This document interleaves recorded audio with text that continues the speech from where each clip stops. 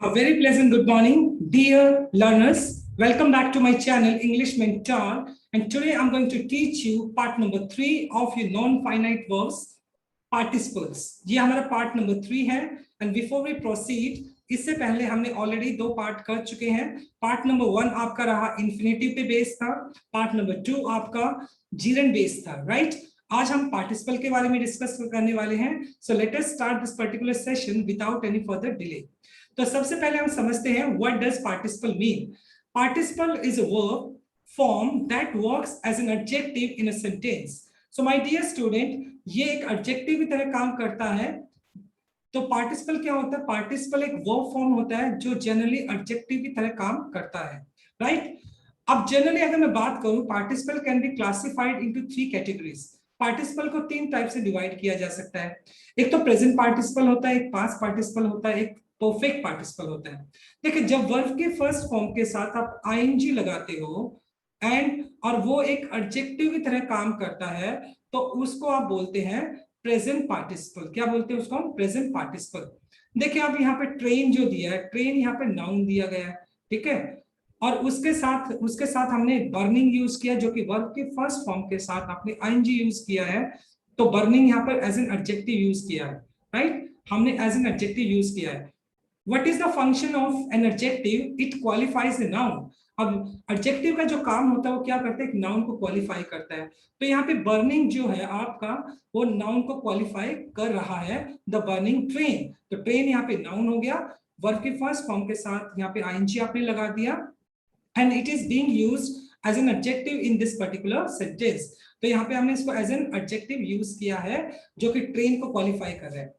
Past participle की अगर मैं बात करूं, जब आपका वर्ब का थर्ड फॉर्म होता है और वो आपका एक एडजेक्टिव की तरह काम करता है, तो उसको हम पास्ट पार्टिसिपल बोलते हैं, right? Now if you just look at this particular sentence, अगर मैं बात करता हूं चेयर. अब चेयर क्या हो गया? यहाँ पे चेयर आपका नाउन हो गया, एंड उससे पहले broken which shows the condition of the chair, जो कि कंडीशन बता रहा है चेयर की. वर्ब के थर्ड फॉर्म आपने यूज किया है ब्रोकन. अब यहाँ पे ब्रोकन किस तरीके से यूज किया गया? As an adjective.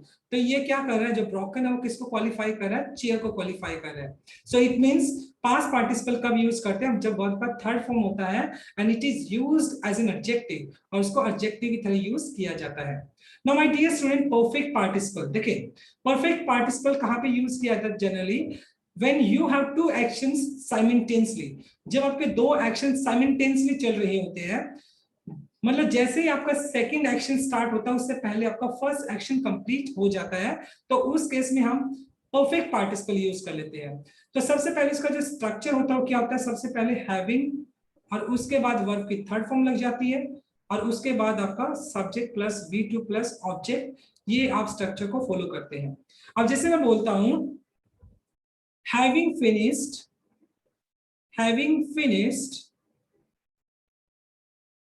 my dinner, having finished my dinner, I went for a walk. मतलब यहाँ पे मैंने क्या बोला है? मैंने बोला है यानी मेरा डिनर खत्म होते ही, खाना खत्म करते ही मैं वॉक पर चला गया.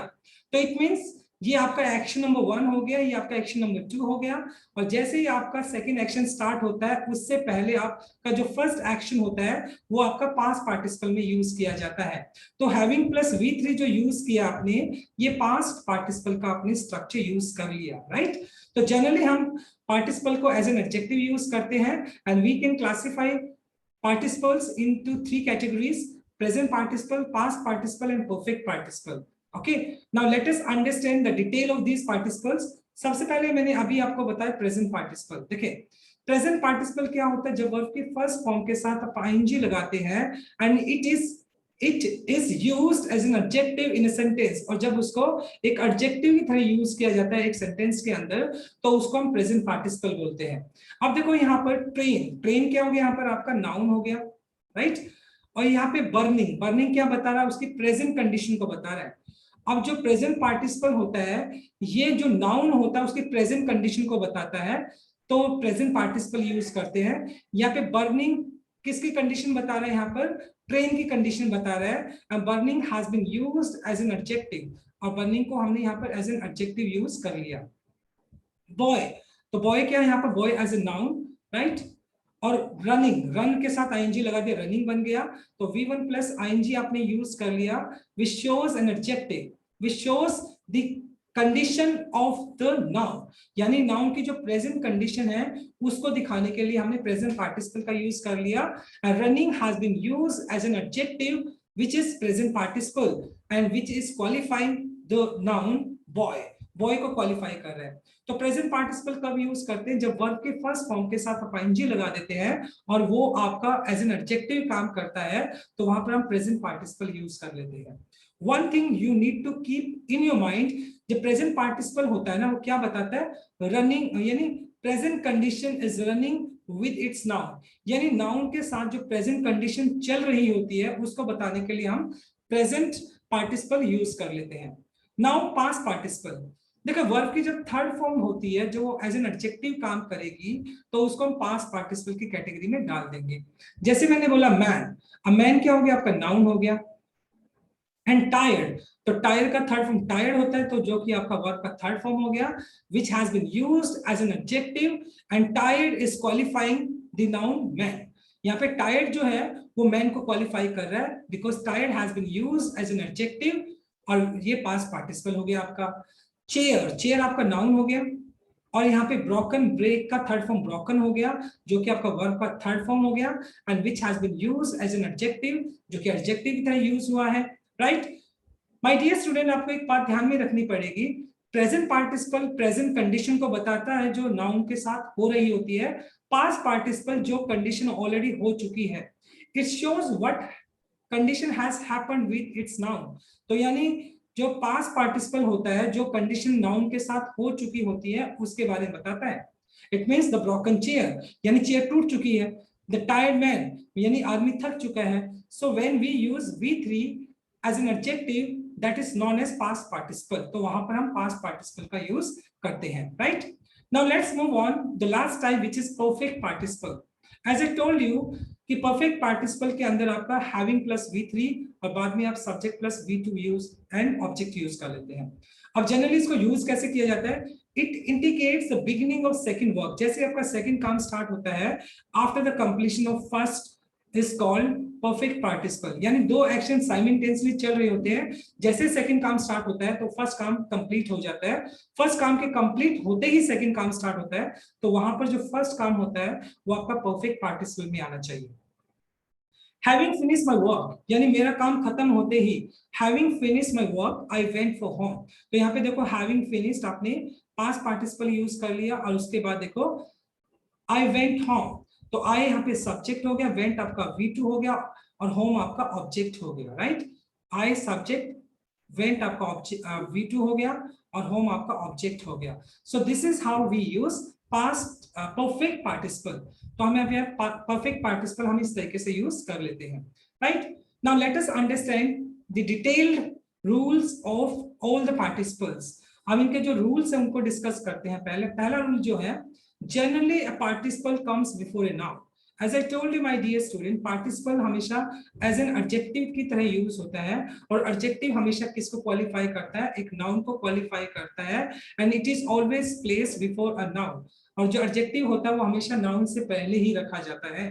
जैसे अगर मैं बात करता हूँ सब, यानी नाउन आएगा और नाउन से पहले आपका एडजेक्टिव आएगा, यानी जो कि पार्टिसिपल होगा आपका। जैसे मैन, अब मैन क्या है यहाँ पर, मैन आपका नाउन हो गया।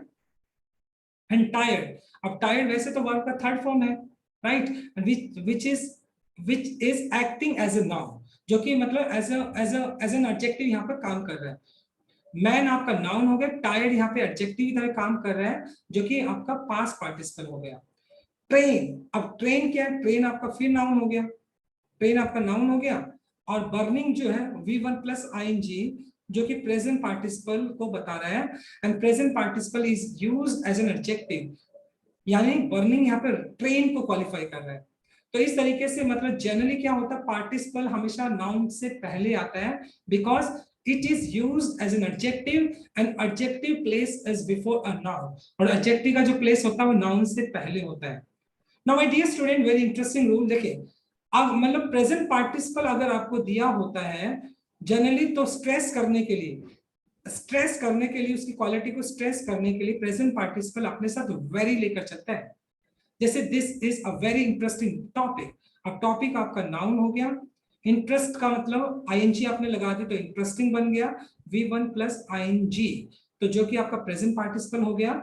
My dear student, generally error कैसे आता है, वेरी या मच दे देते हैं यहाँ पर आपको, और यहाँ पे लिख देते हैं मान लो this is a much interesting topic which is incorrect. Why so? Because present participle अपने साथ वेरी लेकर चलता है, ना कि मच, तो इनकरेक्ट हो जाएगा ये।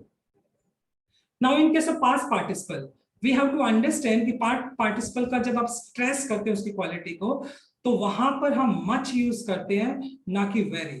अब एरर देने वाला क्या करेगा, वहां पर आपको वेरी लगाकर देगा। मान लो he is very interested in this job. अब इंटरेस्ट का थर्ड फॉर्म इंटरेस्टेड होता है, जो कि आपका पास्ट पार्टिसिपल एडजेक्टिव की तरह आपने यूज कर लिया।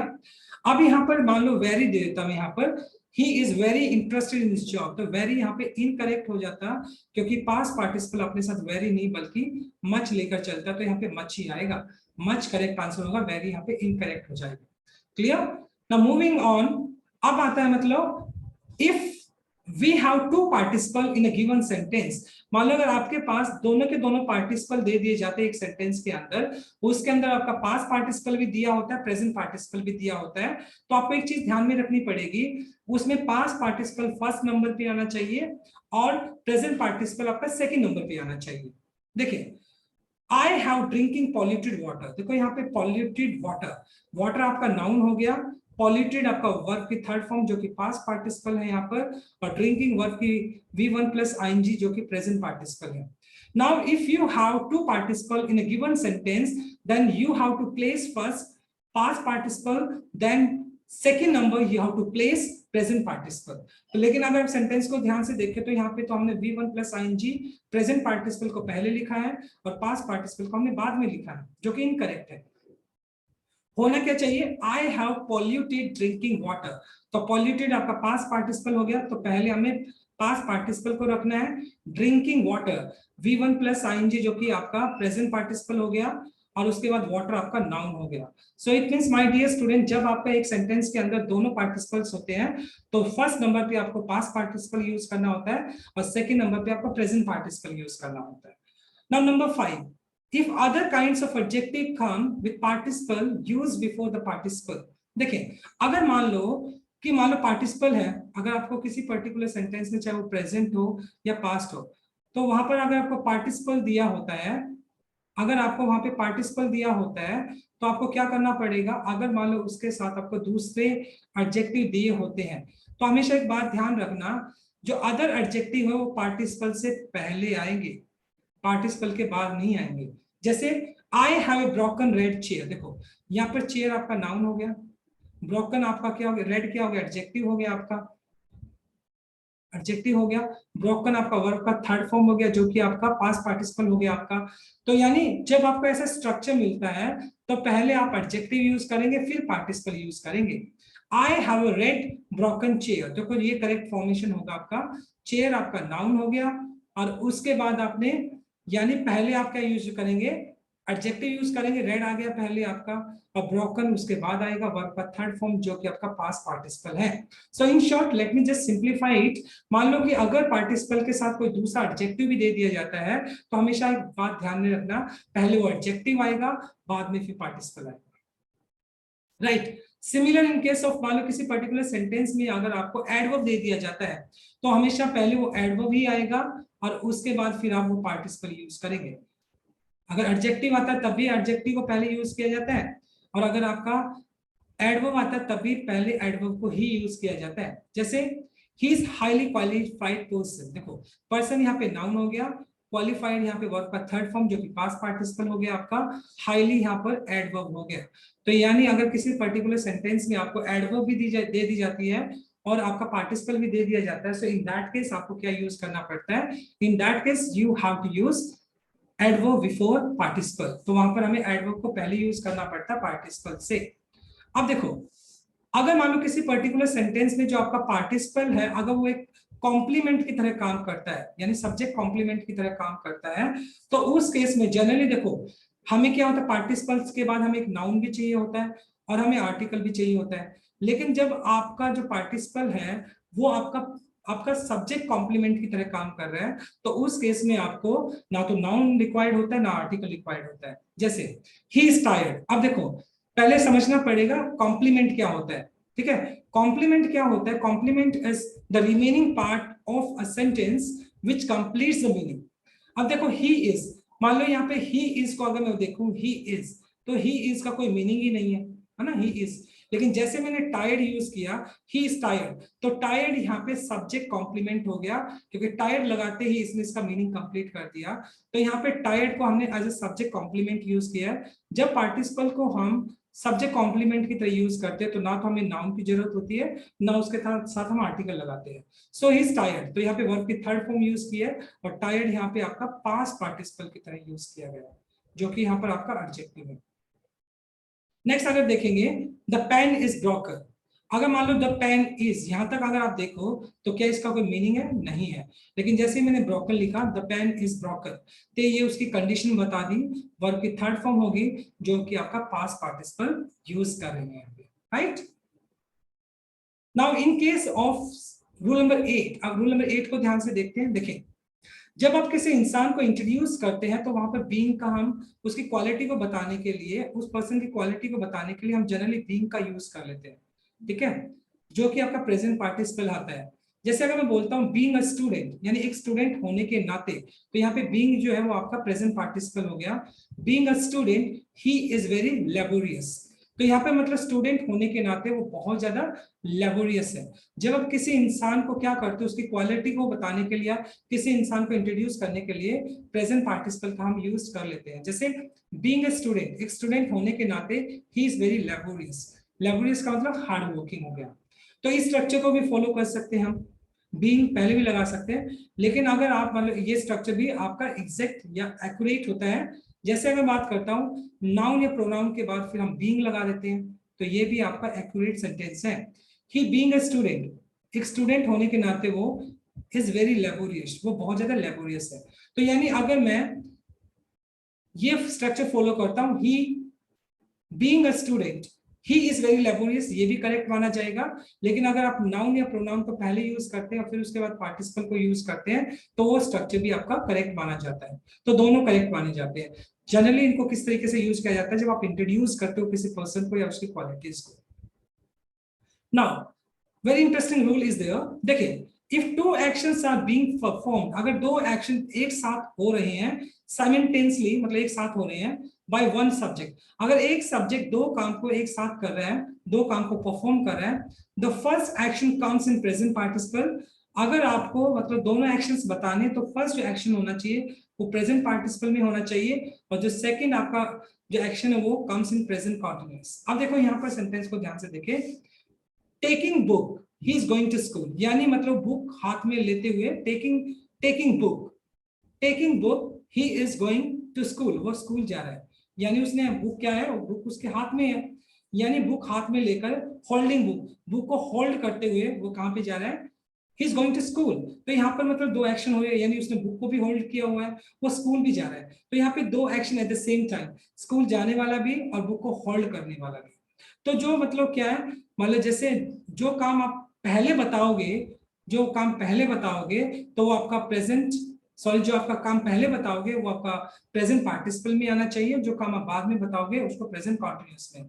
और देखो टेकिंग बुक या होल्डिंग बुक आपका प्रेजेंट पार्टिसिपल यूज किया जा रहा है, यहाँ पर ये प्रेजेंट पार्टिसिपल हो गया आपका। और जो दूसरा आपने यूज किया है क्या, इज गोइंग टू स्कूल, ये आपका प्रेजेंट कंटीन्यूअस यूज कर लिया।